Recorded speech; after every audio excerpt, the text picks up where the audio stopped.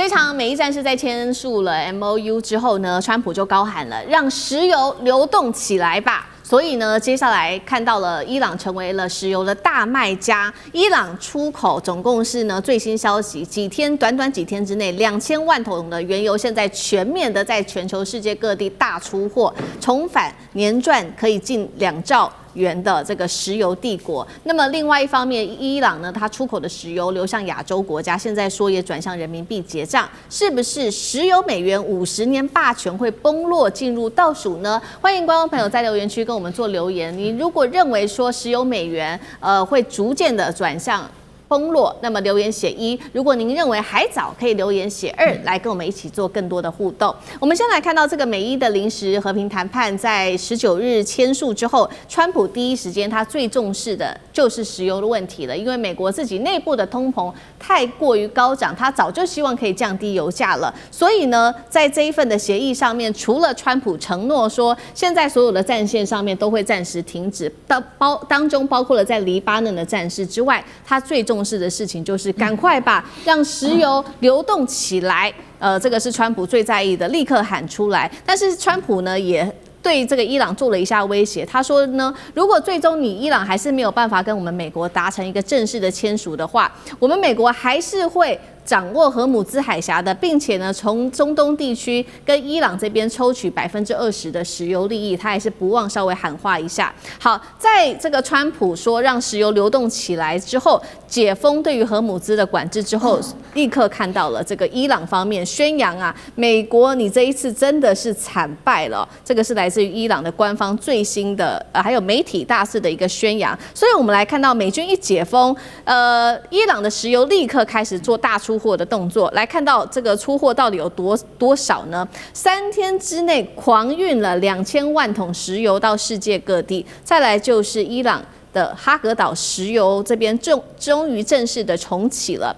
從這個衛星的空拍畫面可以看到呢，這個是哈格島，在它的左側的部分說，這個靠西側的碼頭已經被拍到有3艘超級大型的郵輪停靠在這個西部的碼頭地區了。那每一艘的郵輪可以載大約是200萬桶的原油，現在呢都要往其他的國家去做輸送。那麼哈格島大家都知道，掌握了伊朗高達了90%的原油出口量，所以呢，哈格島的石油重啟對於伊朗來說具有很大的一個戰略上面的意義。那麼再來看到的是呢，這個來自於華盛頓郵報做的一個最新估算，他說呢，一旦這個伊朗已經確立了它石油的這個重啟之後，它如果回到戰前的一個產量，一年是可以石油收入達到600億美元的，換算新台幣啊，高達了1.9兆元。伊朗的石油部長這時候可得意了，他說呢，在後協議時代，伊朗的石油業將為全球經濟帶來龐大投資機會。他喊話說，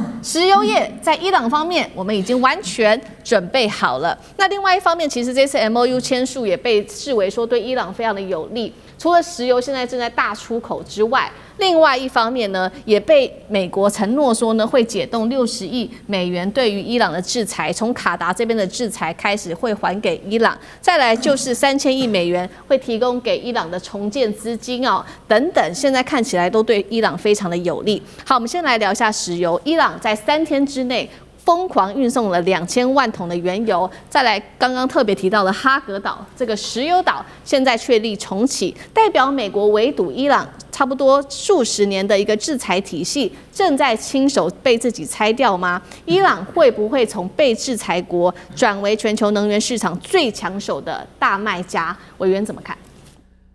為什麼我們說伊朗是最大的贏家？大家看看到現在是誰最想簽 MOU？ 是伊朗嗎？還是川普呢？川普用盡了各種軟硬兼施的方法，逼着伊朗上談判桌，不就是因為川普不想打這場仗了嗎？他想抽身，他想從伊朗的泥淖當中抽身，所以不管是怎麼樣屈辱的條件，他都想辦法做一些文字遊戲包裝起來，趕快簽了，人趕快離開就好了。所以我才在講說，為什麼在這場戰爭裡頭，伊朗是最大的贏家。關鍵是伊朗沒有要滅掉美國跟以色列，美國跟以色列要滅掉伊朗，所以只要伊朗在這場滅國之戰沒有輸，他就是贏了。伊朗從頭到尾就沒有要打趴過美國，他也從頭到尾沒有想打趴以色列哦。所以在這場戰爭，我們最後來做一個計算跟盤點，為什麼我們現在認為伊朗是最大的贏家？除了我剛才講的，到底誰想簽，到底誰怕打？是伊朗怕打嗎？伊朗可能早就準備好下半場等着打了，他還恨不得美國打嘞。因為伊朗的戰略目標恐怕都還沒有完全達到，那你更不要講像剛才小艦長所提到的，連簽個 MOU 的順序都可以讓大家看得出來說，在這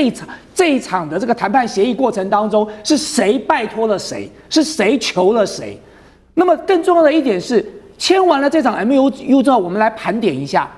當時在這場戰爭發動之前，美國要做什麼？美國第一，他要伊朗政權輪替，伊朗政權有輪替了嗎？伊朗沒有被打垮。第二，他說要把所有的濃縮鈾都收走，用盡各種辦法要伊朗把濃縮鈾交出來。伊朗交了嗎？現在伊朗只保證他不做核彈，他從來沒有承諾說他要把濃縮鈾交出來哦。第三，美國要求說荷姆茲海峽要完全打通。如果照剛才大家說的，未來荷姆茲海峽很有可能收服務費，荷姆茲海峽真的有完全打通嗎？沒有。所以其實為什麼我們會說在這場戰爭當中，伊朗是最大的贏家？光是美國跟以色列想在戰前達成的幾個目標，他們一樣都沒有達到，而反而他們要去做出更大的退讓，包含像我們剛才在討論的，像這個原油，以前伊朗賣石油要偷偷摸摸的賣啊，他是面對了國際上全面的制裁，他今天賣石油，他一年賺個600億，他可以光明正大的賣了。所以這對伊朗來說，難道不是讓他合理合法的重新回到了國際社會裡嗎？那你更不用講說，以前全世界對伊朗的態度，對伊朗是有一種特殊的成見。可在這場戰爭之後，伊朗是堂而皇之的、正大光明的走進這個國際社會裡頭了。所以其實，在這場戰爭之後，美國跟以色列當然輸了，他們原本的戰略目標一個都沒有達到。而伊朗在這場戰爭當中，他不但挺住了，他卻得到了更大的收穫。剛才永明兄說，伊朗付出了慘痛的代價。你現在問問伊朗，這個代價值不值？伊朗可能認為很值，因為我付出了這麼大的代價，可是我換到了更大的成果。以後伊朗就是中東的第一大國之一，伊朗是西亞地區的話事者，誰都沒有辦法再小看伊朗了。那麼，如果今天我是伊朗的國民的話，我認為這個代價很值得。好，這個伊朗付出了代價，但是我們也看到他確實拿到了一些更對他來說非常重要的一些戰果。那其實呢，剛剛委員幫我們特別提到了，過去伊朗運送石油要偷偷摸摸，那現在變成是說，光明正大的往外做運送。那剛剛我們也講了嘛，這個《華爾街日報》特別估算的是說，如果回到戰前的水準，可以一年賺進1.9兆元新台幣哦，換算成新台幣，這是非常高的一個金額。再加上荷姆茲海峽未來可能會收過路費，對於伊朗來說，這一次有一個評論是說他賺翻了，真的可以這樣解讀嗎？艦長怎麼看？我們剛剛的提問啊，有提到說，能源出口的這部分呢，那也就是伊朗出口的部分，其實是伊朗要的。那但是呢，我們如果回頭看呢，壓低油價那是川普要的。可是我們現在從伊朗的這一個 MOU 簽訂之後，我們就發現這個雙方互謀其利啊。所以為什麼川普這麼急的要簽？那到底有多少的這個超級油輪或者油輪呢？我們來看啊，這是伊朗石油協會提供的這個資料啊，也就是我們可以看到這裡白色的這個框框加上紅色的框框，一共22個。那紅色的框框呢是滿載的，也就是14艘。那如果我們看到白色的框框，一共是8艘。那也就是空載等待的要加注燃油的，那這加注石油的這個部分呢？那這個是什麼時候？這個是5月31號。可是呢，我們下面看到的這張，那是今天我們在錄影前我截下來的，也就是22號下午的1點鐘，我們可以看到，超級油輪只剩1艘，其他全跑光了。那為什麼都跑光了？因為通通在急着通過霍姆茲海峽，通過霍姆茲海峽，無論是運往那個中國大陸，或者是運往新加坡，或者是韓國、日本，其實都是在幫這一個伊朗賺錢呢。那另外呢，我們來看到伊朗為什麼那個它真的可以說是贏麻？我們來看啊，這個是從2010年到2026年，我們看到伊朗它的一個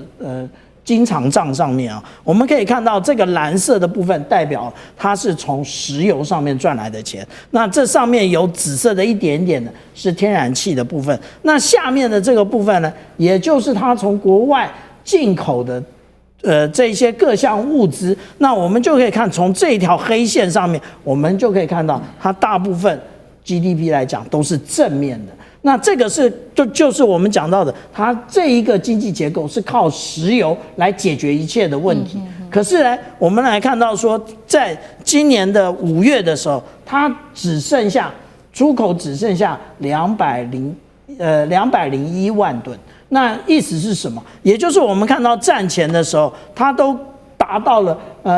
6900萬噸。那這麼大的一個落差，也代表其實現在我打通霍姆茲海峽之後，真正的解決了這個伊朗國計民生的問題，但是美國的問題才剛開始，也就是我們之前講的，它怎麼樣來讓這一個霍姆茲海峽能夠暢通，如何的讓它美軍能夠重回中東，那才是真正的重中之重。好，现在川普要担心的事情，还有就是接下来美軍如何重回中東。剛剛艦長幫我們特別提到了，尤其現在波灣國家也很不信任美國可以提供給他們安全保障。再來就是有關於石油的問題，剛剛我們聊了非常多有關於石油，現在也說呢，這一場解封呢也讓伊朗得利，但是對於這個美國在中東地區的石油霸權是否已經開始出現了嚴重的允諾的現象呢？尤其是現在可以發現有非常多的國家開始用人民幣來做石油的交易，在中東地區，我們來看到幾個地方。首先呢，其實在今年的年中的時候就已經傳出這個伊朗跟8個國家正在協商說，未來呢，這個我們做石油的交易不要再用美元了，用人民幣吧。現在有說這個伊朗談判的國家有8個，但是目前還不知道有哪8個國家。再來就是沙烏地阿拉伯早就已經開始使用這個數位貨幣，那使用的就是人民幣了。再來就是看到日本跟韓國了，這是最新消息。日本同意呢，傳出來說他們同意使用人民幣來做支付，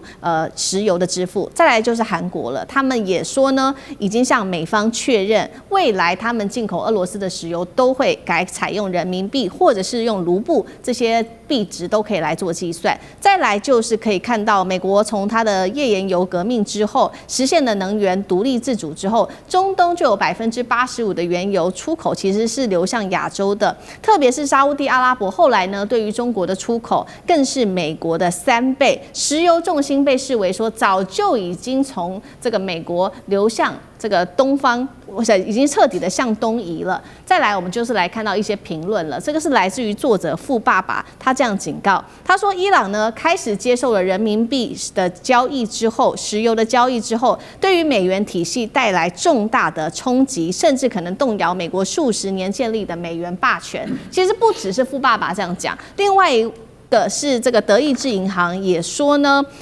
美軍基地在這一次的伊朗戰爭當中受損，然後波灣的石油設施受損，荷姆茲被受阻等等，都讓波灣國家開始對於美國是不信任的，所以他們也在思考說，你不能提供我安全，那我為什麼要用美元來做結算來做交易呢？楊老師怎麼看有關於美元霸權在中東的影響力是否式微？這個是剛才你講的一些東西的理想狀態哈，但各位知道，